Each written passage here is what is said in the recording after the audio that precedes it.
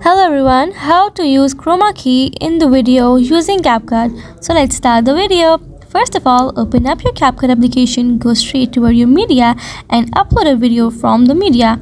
After uploading that video, you have to upload another video from your gallery. That should be a green screen video. You can download green screen video from your Google or your browser. You have to overlay that green screen video on your previous clip. As you can see, we have added a green screen timer, so let's remove the background of this timer. Tap on the green screen clip and it will show you all the tools. Just slide right and here you will find the Chroma tool. You have to tap on it and it will remove the green screen for you. The Chroma tool will help you to remove all the colors in the background of your video.